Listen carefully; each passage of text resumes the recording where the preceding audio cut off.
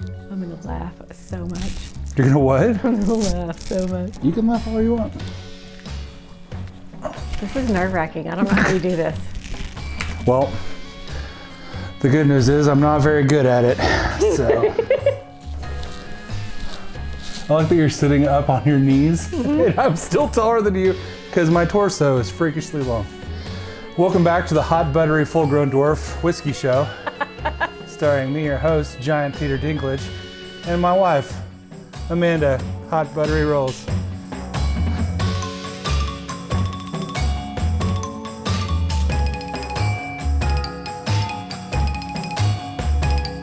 You're doing great, sugar. All right. Welcome back to the Hot Buttery Rolls Whiskey Show.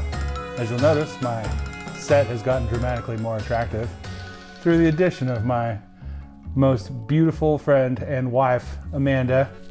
Amanda, welcome to the Hot Buttery Rolls Whiskey Show. Thank you for having me. Of course, it's hosted in your house, so it's nice that you were able to join us. So tonight is not Halloween, but I'm hoping to have this video edited in time for Halloween, and so I chose my spookiest whiskeys, which are named Blood Oath. Ooh. And Blood Oath is a brand from a company, okay, and they source their whiskey. So that means they don't make it themselves. Okay. They buy it from someone else, and then they bottle it themselves, or non-distiller producers, NDPs. Okay. So Luxro is rumored to get their whiskey from Heaven Hill. And Heaven Hill is one of my favorites. They do Heaven Hill Bottled and Bond, they do Old Fitz, they do Pikesville, they do a lot of the ones that I really love. Elijah Craig. Okay. Yeah. So one of the cool things that Luxro does with some of the whiskey that they get is they finish it for their Blood Oath. So they've done some really cool stuff, bourbons. I don't know if they've done ryes, but they've done bourbons, and then they finish the bourbons. This one is finished in rum casks.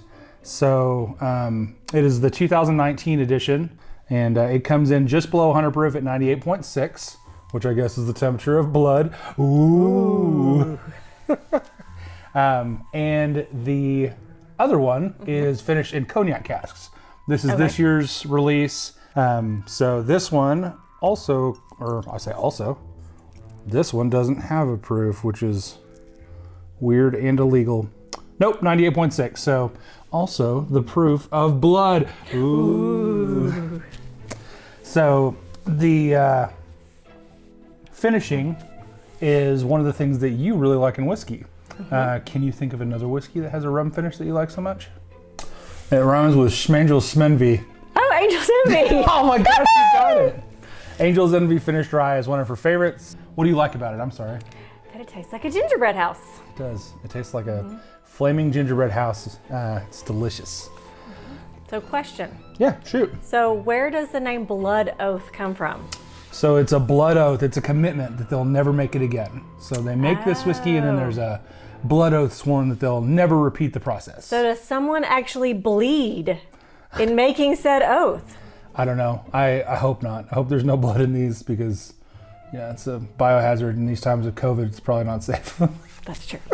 But, you know, if you want someone to bleed, then yeah, they probably definitely bled. Okay.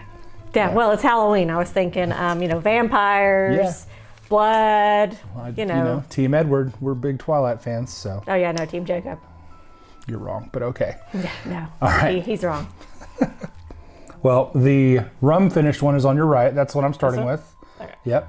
And if you look on the Glencairn, there's a pretty good delineation there where you can see that it's not going to be like an 80 proofer where it just runs, but it's not etched into the glass like some of the gasoline that I drink, like the 130 proof. But you can see it's got the little, little beads. It looks like a little tiny pearl necklace around the edge.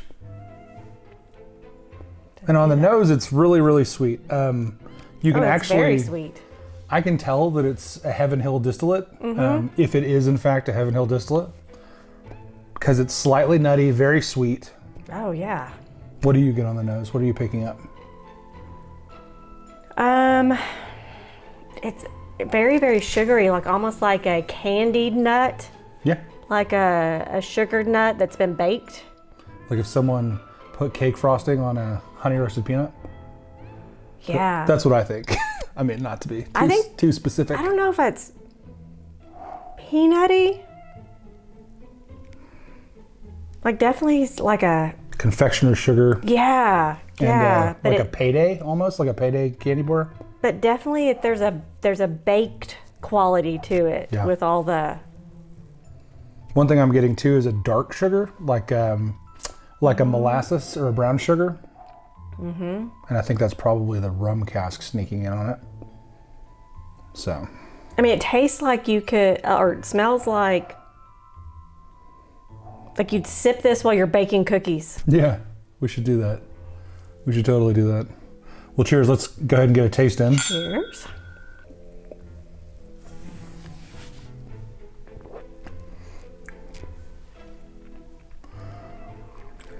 Well,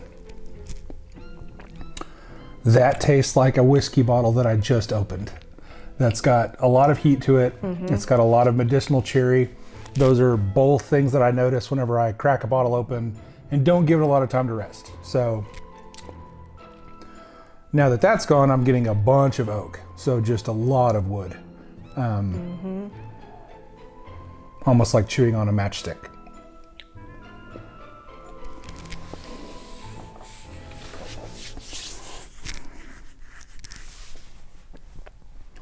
Sweet, nutty. There's a weird mid-palate like bitterness across it.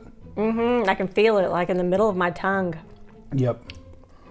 The middle of this whiskey is not awesome. The beginning part is sweet and nutty, and the finish is very oaky, but the middle part is like...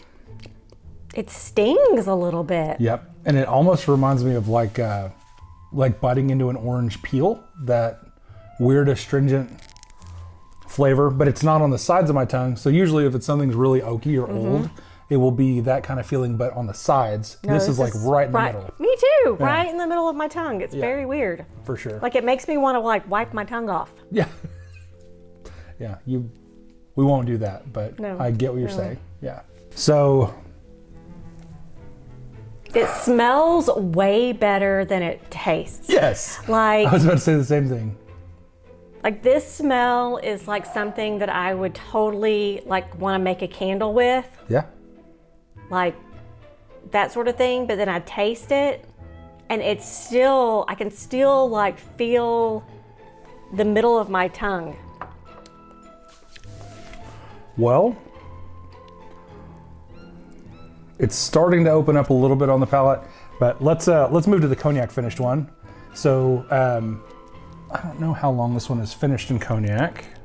So I have a very interesting story about cognac. What's your interesting story about cognac? So when I was in junior high, my dad traveled a lot and he came back from a business trip and had all these little bottles, airplane bottles of cognac. Oh no.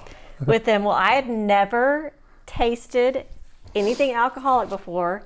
And I was like, woo, kind of making fun of him because he had liquor with him.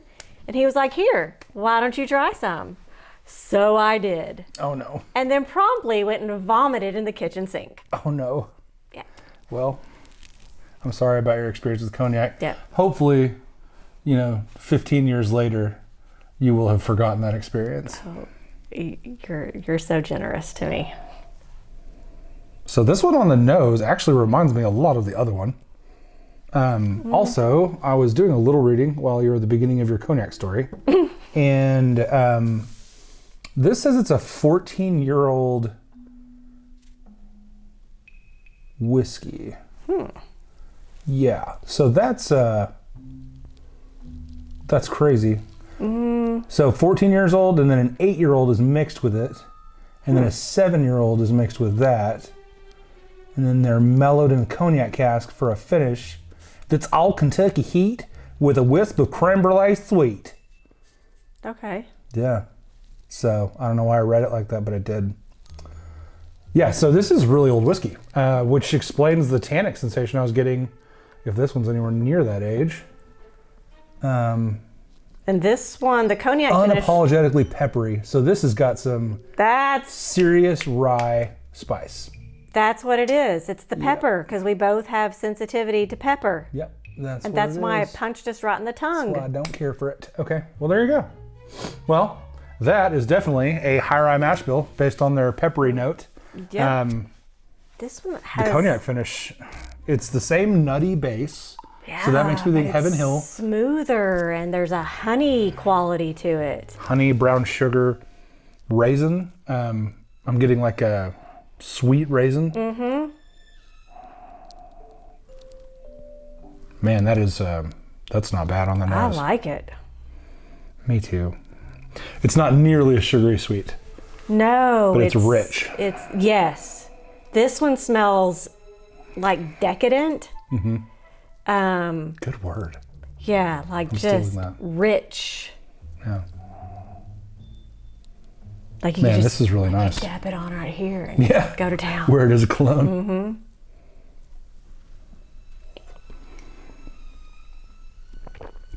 All right, well, I have a favorite.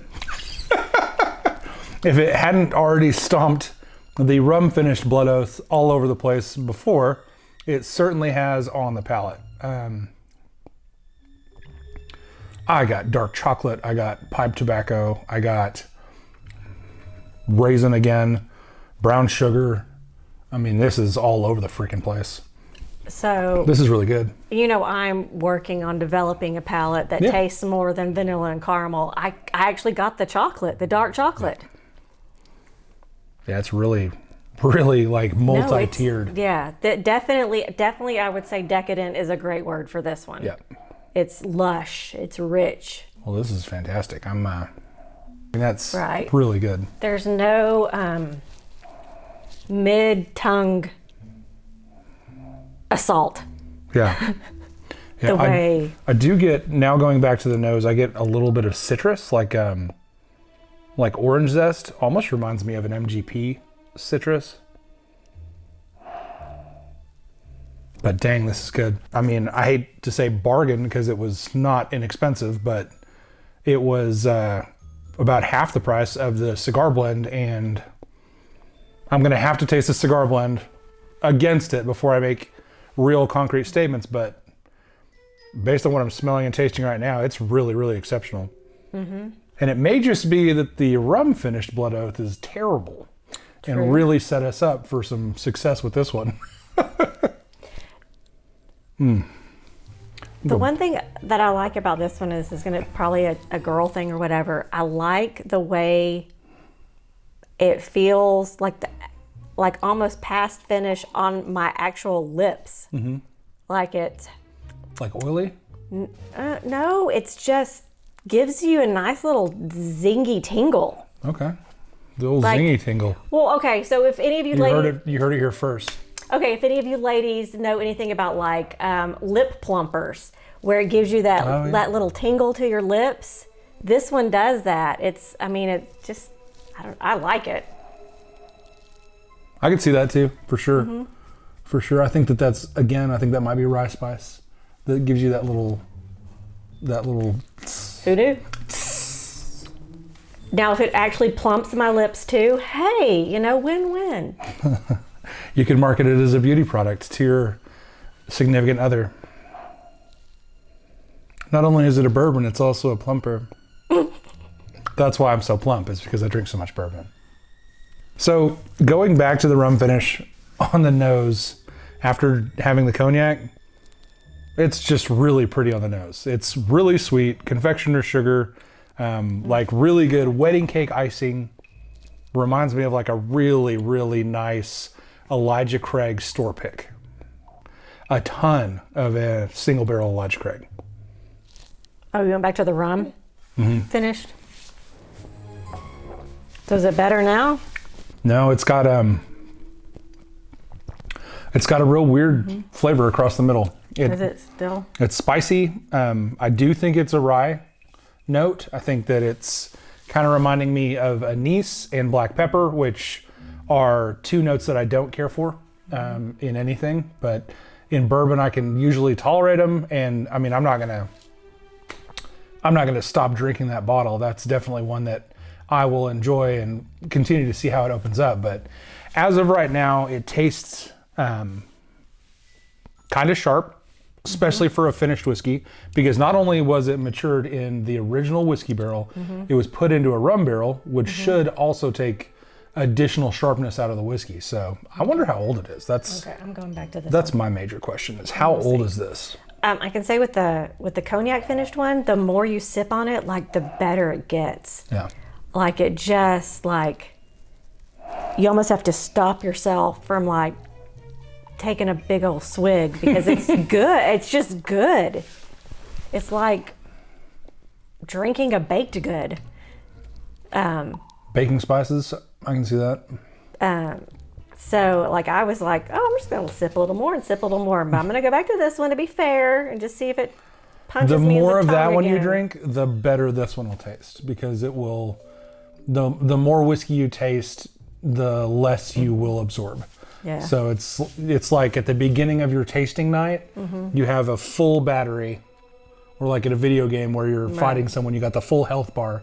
Well, every sip of whiskey takes your flavor bar down until at the end of the night, you're here and you're able to discern very little. And depending on how you go with it, like to me at the end of the night, everything tastes amazing. Because you also feel really good. Because I feel good, I'm optimistic, everything's great. This is way sweeter. Yeah, so much sweeter on the nose. But yeah, so I can't tell you what tasting notes are in a whiskey, and I can't be objective at the end of the night because I've used up all of my lives. I like that. I like that a lot. Well, that's interesting. It's still opening up, but it's got that big rye spice. It's got a hint of mint. That's rye also. Okay, there you go. So I can taste more things than I thought. you're doing great. This is great. You're doing really good. I'm not a fan. Yeah. This one is my definite pick of the night. Yeah, for sure. Well, you guys heard it here. Thank y'all for watching. If you have the chance to grab a Blood Oath, I will say that Pact 6 was just exceptional. It is finished in cognac casks, and it is just really, really great. It is sweet, well-rounded, rich, pipe tobacco, dark chocolate, brown sugar, all the things that you want in a wintertime Halloween night sipper.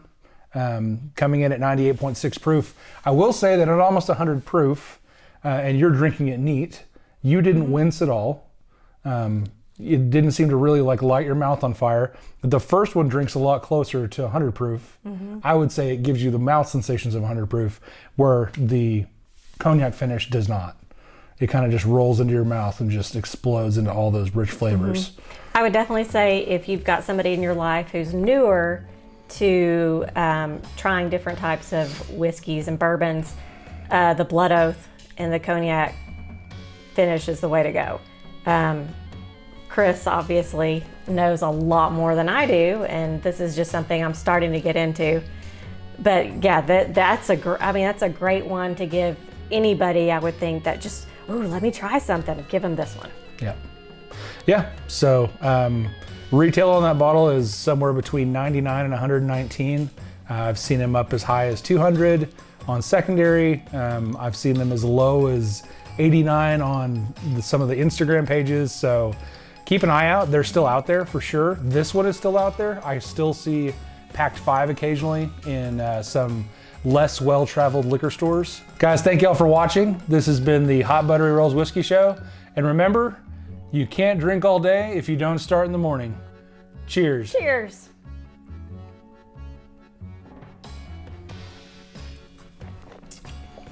We both reached for the cognac one because it's that much better. Oh, it's so good. It's so good. I dig it. Yay, you filmed your first show. Good job, Weffer.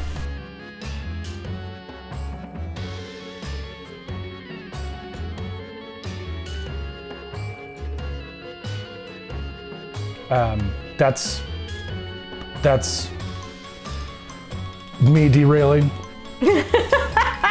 So we'll come back. Do we have a blooper reel? Yeah, we can make a blooper reel for sure. I can't feel my foot. I've been sitting on it because I'm mean and short. We'll get you a booster. I need a booster seat. We'll get you a blanket or a pillow to sit on. Okay. Guys. And bring it in. Yep.